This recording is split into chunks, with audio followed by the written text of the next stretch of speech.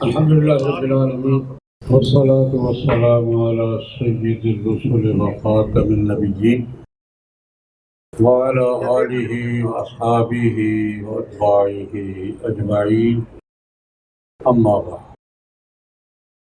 آج کی اس تقریب میں شمولیت میرے لیے دو وجہ سے خوشی کا اور سعادت کا باعث ہے۔ ایک تو بچوں کے ساتھ بیٹھے ہیں، بچوں کے ساتھ ویسے بیٹھنا بھی خوشی کی بات ہوتی ہے، کہیں بھی ہوتی ہے کہ نہیں ہوتی؟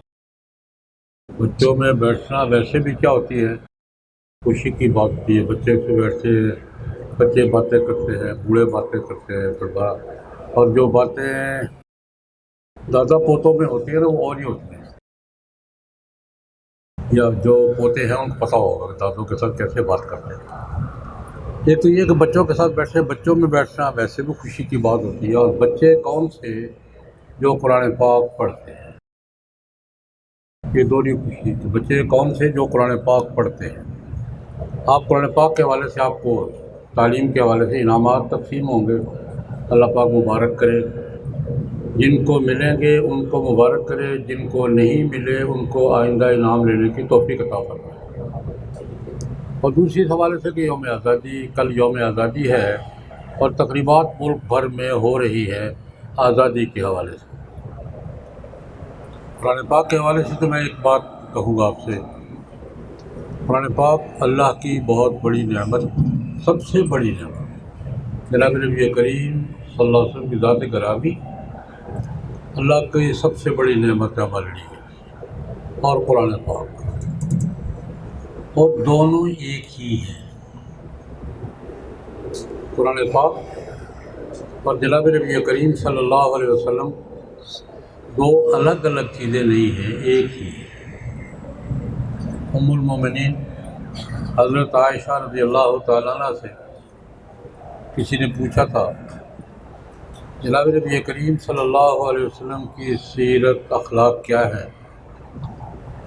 کان خلقہ القرآن، حضور کی عادتیں، حضور کی سیرت، حضور کی زندگی قرآن ہی تھی۔ کیا مطلب؟ وہ قرآن پاک جو الفاظ میں قرآن پاک میں ہم تلاوت کرتے ہیں، ان کو اگر پریکٹیکل شکل میں سمجھنا چاہیں تو حضور کی ذات ہے۔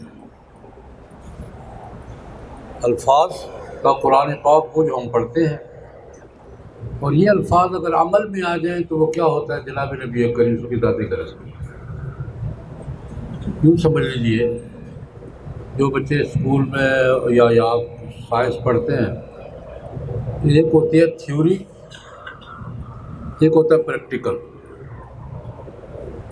تھیوری کہاں پڑھتے ہیں؟ کلاس میں۔ پریکٹیکل کہاں ہوتا ہے؟ لیبارٹری میں۔ وہی تھیوری جو کلاس میں پڑھتے ہیں وہ لیبارٹری میں کیا بن جاتی ہے؟ جا کر تھیوری پریکٹیکل بن جاتی ہے۔ قرآن پاک تھیوری ہے، اس کا پریکٹیکل کون ہے؟ جناب نبی اکرم کی ذات گرامی۔ یہی ہمارا مرکز ہے، عقیدت کا بھی، محبت کا بھی، اطاعت کا بھی۔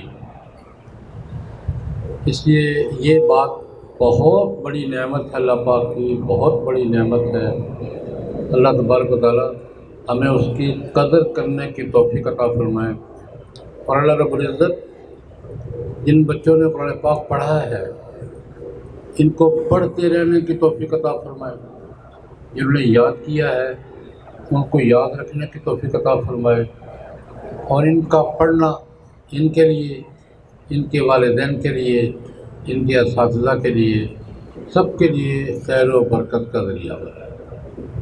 میں بچوں سے ایک بات کیا کرتا ہوں جو قرآن پاک پڑھتے ہیں یا یاد کرتے ہیں، لیکن یہاں کچھ حافظ ہوئے ہوں گے، حافظ جن کی یہ انعامات ہیں، حافظوں سے ایک بات کرتا ہوں، عام طور پہ کہتے ہیں بچہ کہ میں نے قرآن پاک حفظ کیا ہے۔ حافظ کیا کہتے ہیں؟ میں نے قرآن پاک کیا کیا ہے؟ حفظ کیا۔ میں کہا نہیں یار، تو نے نہیں کیا، ماں باپ نے کروایا ہے تو تو نے کیا ہے۔ سب سے پہلے کس نے کروایا ہے؟ حفظ کس نے کروایا ہے؟ ماں باپ نے۔ ماں باپ نے حفظ کروایا ہے تو آپ نے کیا ہے نا، ماں باپ نہ کرواتے آپ نے کیا کرنا تھا؟ اس لیے آپ کے قرآن پاک یاد کرنے میں پہلا نمبر کس کا ہے؟ میں یہ سبق پڑھا رہا ہوں آپ کو۔ آپ کے قرآن پاک کا حافظ بننے میں پہلا نمبر کس کا ہے؟ ماں باپ۔ انہوں نے پڑھایا تو آپ نے پڑھا۔ دوسرے نمبر پر استاد ہے۔ ایک استاد سے پڑھا ہے، دو سے پڑھا ہے، جس سے پڑھا ہے اس نے پڑھایا ہے تو آپ نے پڑھا ہے۔ آپ نے کسی سے پڑھنا تھا، استاد سے ہی پڑھنا تھا نا۔ استاد نہ پڑھائے تو پڑھ لے گا؟ تو دوسرا نمبر کس کا ہے؟ کسی کے حافظ ہونے میں پہلا نمبر کس کا ہے؟ ماں باپ۔ دوسرا نمبر کس کا ہے؟ اچھا، یہ مدرسے والوں نے انتظام کیا تو آپ وہ پڑھاتے رہے، آپ پڑھتے رہے، انتظام کس نے کیا؟ آپ روزانہ آتے تھے، پڑھتے تھے، یہ روزانہ پڑھاتے تھے، یہ سارا سسٹم کس نے بنایا ہے؟ یہ مدرسے کا نظم اور سسٹم نہ ہوتا تو استاد نے آپ کو پڑھانا تھا اور آپ نے پڑھ لینا تھا۔ یہ سسٹم بنایا، آپ کو جوڑ کس نے پیدا کیا؟ اور جوڑ پیدا نہیں کیا، آپ کو روزانہ اکٹھے کرتے رہے 2 سال 3 سال۔ مدرسے والوں نے سسٹم بنایا ہے تو بنا ہے، تو تیسرا نمبر کس کا ہے؟ مدرسے والوں کا۔ پھر اس کے بعد مدرسہ بھی کیسے چل رہا ہے؟ تعاون کرنے والے تعاون کر رہے ہیں۔ خدا نہ خواستہ تعاون کرنے والے پیچھے ہٹ جائیں تو مدرسہ چلے گا؟ مدرسہ کس سے چلتا ہے؟ تعاون، تو کسی شکل میں کسی شکل میں۔ تو چوتھا نمبر کس کا ہے؟ تعاون کرنے والوں کا۔ میں حافظوں سے کہا کرتا ہوں، میں بھی حافظ ہوں الحمدللہ، میں بھی الحمدللہ حافظ ہوں۔ میں نے سن 60 میں مکمل کیا تھا اور 35 مصلی اللہ سنا چکا ہوں۔ حافظوں سے میں کہا کرتا ہوں کہ حافظ بنے ہو تو پہلا نمبر ماں باپ کا، دوسرا کس کا؟ استاد کا، تیسرا نمبر کس کا؟ مدرسے والوں کا، چوتھا نمبر کس کا؟ آپ کا 5واں نمبر ہے۔ آپ کا نمبر کتنا ہے؟ اپنا نمبر ذہن میں رکھنا اور دعا کرتے رہنا سب کے لیے۔ کوئی بندہ احسان کرے نا، کسی بندے کا مجھ پر کوئی احسان تو یاد رکھنا چاہیے یا نہیں رکھنا چاہیے؟ کوئی بندہ میرے ساتھ کوئی نیکی کرے، کوئی سہولت دے دی ہے، کوئی ملازمت دلوا دی ہے، کوئی نوکری دلوا دی ہے، کوئی کاروبار کروا دیا ہے، کوئی کسی مسئلے میں کام آ گیا ہے، تو مجھے وہ یاد رہتا ہے یا نہیں رہتا؟ یاد رہنا چاہیے یا نہیں رہنا چاہیے؟ آپ کو بھی زندگی بھر یہ آپ کے 4 محسن یاد رہنے چاہیے، اور جب کوئی یاد آئے تو کیا کرنا چاہیے؟ دعا کرنی چاہیے۔ اپنے محسنین کو یاد رکھنا چاہیے، اور جب یاد آئے تو کیا کرنا چاہیے؟ میں اس پر ایک بات کہہ کے آ گیا، احسان یاد رکھنا کسی کا بھی ہو۔ جناب نبی کریم صلی اللہ علیہ وسلم کا واقعہ آپ نے سنا ہوگا، طائف گئے تھے تو طائف والوں نے پتھر مارے تھے، یا سنا ہوا ہے؟ طائف گئے تھے دین کی دعوت دینے کے لیے، وہ ظالموں نے پیچھے لڑکے لگا دیے، پتھر مارتے مارتے حضور تشریف لائے، زخمی ہیں، طائف سے مکے آتے آتے زخموں سے چور ہیں، خون بہہ رہا ہے، زید بن حارثہ خادم ساتھ ہیں۔ راستے میں ایک چودھری نے دیکھ لیا، کافر تھا، بڑا چودھری تھا، مطمئن بن عدی، اس کا کوئی ڈیرا تھا راستے میں۔ یار بچے پیچھے لگے ہوئے، 2 شریف آدمی ہے پیچھے لگے ہوئے، بچے کیوں لگے ہوئے؟ آگے آیا، وہ پیچھے رہو، کیا کر رہے ہو؟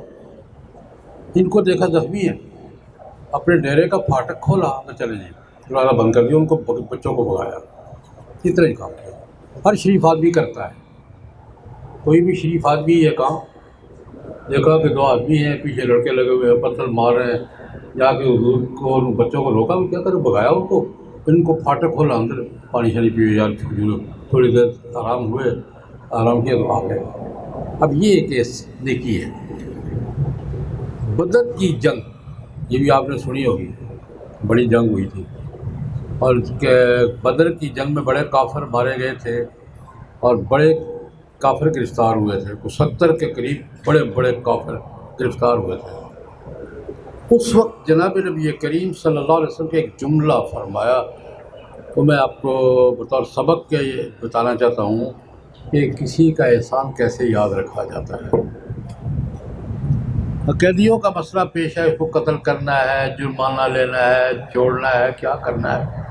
تو انہوں نے فرمایا اگر وہ مطعم زندہ ہوتا نا، وہ فوت ہو گیا تھا، جس چودھری نے ڈیرے میں پناہ دی تھی، گھنٹہ 2 گھنٹے دی تھی نا، اگر وہ مطعم زندہ ہوتا، وہ مجھ سے بات کرتا، تو میں 70 قیدیوں کو اس کے کہنے پہ ویسے ہی چھوڑ دیا۔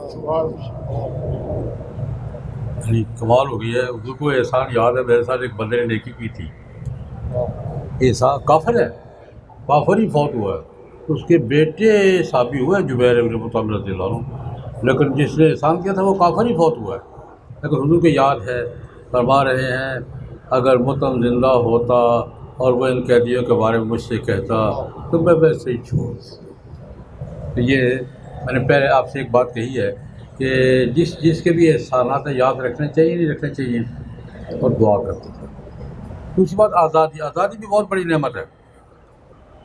آزادی اتنی بڑی نعمت ہے کہ اللہ رب العزت نے اپنے 2 پیغمبر بھیجے قوم کی آزادی کے لیے۔ موسیٰ علیہ السلام کا آپ نے قرآن پاک میں کئی جگہ پڑھا ہے، موسیٰ علیہ السلام ہارون دونوں بھائی تھے، پیغمبر بنا کے اللہ نے بھیجا تھا۔ کس کے پاس بھیجا تھا؟ فرعون کے پاس، اور کیا کہہ کے بھیجا تھا؟ فرعون کے پاس جاؤ، کہو بدلہ بان یار، خدا وہ ہے تو نہیں ہے۔ پنجابی ترجمہ یہی ہے نا کہ خدا وہ ہے تو نہیں ہے، بدلہ بان۔ ایک پیغام یہ تھا۔ دوسرا یہ تھا ان ارسل معنا بنی اسرائیل ولا تعذبهم، میں اپنی قوم کو آزاد کروانے آیا ہوں، چھوڑو، جان چھوڑو ان کی، اپنی قوم کو لے کے جاؤں گا۔ ہم دونوں بھائی پیغمبر بن کر اپنی قوم کو آزاد کروانے کے لیے آئے۔ یہ آزادی اتنی بڑی نعمت ہے کہ اللہ کے پیغمبر یہ جد و جہد کرتے ہیں۔ اور ایک جملہ اور اضافہ کرو، بڑی لمبی بات ہے لیکن فرعون کو جب موسیٰ علیہ السلام نے کہا نا کہ میں اپنی قوم کو آزاد کرانے آیا ہوں، ہم دونوں بھائی آئے ہیں، اللہ رسول معنا بنی اسرائیل ولا تعذبهم، تو فرعون نے تانا دیا، وہ تانا بھی سنا ہے۔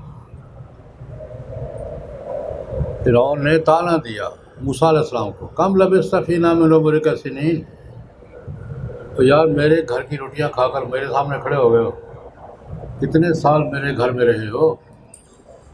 موسیٰ علیہ السلام کو کس نے پالا تھا؟ موسیٰ علیہ السلام کو کس نے پالا تھا؟ فرعون کے گھر میں پلے تھے، اور جوانی تک 15-20 سال اسی میں رہے تھے۔ یاد کرا رہا ہے فرعون، کم لبثت فینا من عمرک سنین، تو یار میرے اپنی عمر کے کتنے سال میرے گھر گزارے ہیں، بھول گئے؟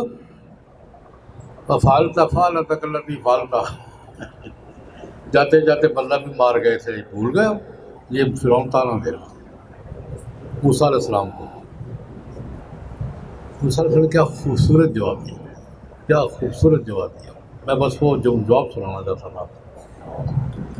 تلک نعمت تمنھا علی ان عبدت بنی اسرائیل، کون سی روٹیاں یاد دلا رہے ہو یار، کون سے احسانات یاد دلا رہے ہو؟ تمہارا احسان یہی ہے کہ میری قوم کو غلام بنا رکھا ہے؟ کیا احسان جتا رہے ہو؟ کیسا خوبصورت جواب دیا، کہا تلک نعمت تمنھا علی ان عبدت بنی اسرائیل، میری قوم کو غلام بنایا ہوا ہے، یہ احسان جتا رہے ہو مجھ پر روٹیوں کا؟ اللہ کا خوف کرو یار، کیا کر رہے ہو؟ تو میں نے کہ دونوں بڑی نعمت ہے، قرآن پاک بھی بہت بڑی نعمت اور آزادی بھی بہت بڑی نعمت۔ بس ایک بات کہہ کے پھر میں بات ختم کر دوں، اللہ رب العزت نے یہ نعمت پر شکر ادا کرنا چاہیے، بس یہ تیسرا سبق ہے۔ اللہ پاک فرماتے لئن شکرتم لازیدنکم، اللہ کی کوئی بھی نعمت ہو، اب ایک چھوٹا میرے پاس اللہ کی نعمت ہے، یہ میں نے کرتا پہنا ہوا، یہ اللہ کی نعمت ہے. ابھی آیا ہوں، چائے ملی ہے، کچھ کھایا پیا ہے، اللہ کی نعمت ہے. قرآن بھی اللہ کی نعمت ہے، پاکستان بھی اللہ کی نعمت ہے، اپنے اپنے درجے میں ہر چیز اللہ کی نعمت ہے. اللہ پاک کہتے ہیں دیکھو لئن شکرتم لازیدنکم، وعدہ نہیں، گارنٹی. تم میری نعمت پر شکر ادا کرو گے تو میں تمہیں یقیناً اور نعمتیں عطا کروں گا. لازیدنکم، میری نعمت پر شکر ادا کرو گے تو میں کیا کروں گا؟ نعمتوں میں اضافہ کرتا جاؤں گا. لیکن دوسری طرف بھی ہے، وَلَئِن كَفَرْتُمْ إِنَّ عَذَابِي لَشَدِيدٌ، ناشکری کرو گے تو میری پکڑ بھی بڑی سخت ہوگی. نعمتیں بھی بڑی بڑی دیتا ہوں، نعمتوں میں اضافہ بھی کرتا ہوں، لیکن اگر ناشکری کی جائے تو کیا کرتا ہوں پھر؟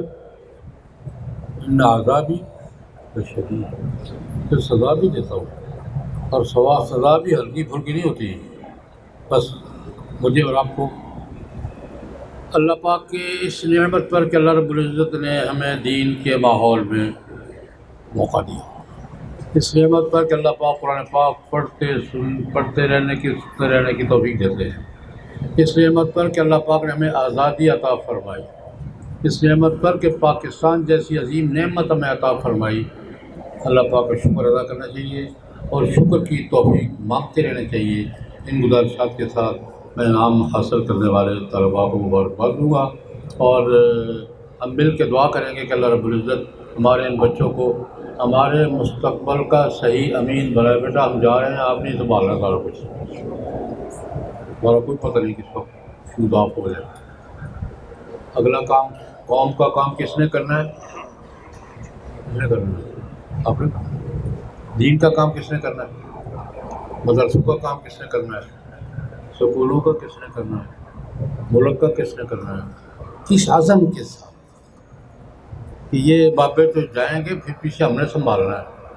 تو اللہ پاک آپ اس کا ذوق بھی نصیب فرمائیں، احساس بھی نصیب فرمائیں، توفیق بھی عطا فرمائیں. وآخر دعوانا الحمدللہ.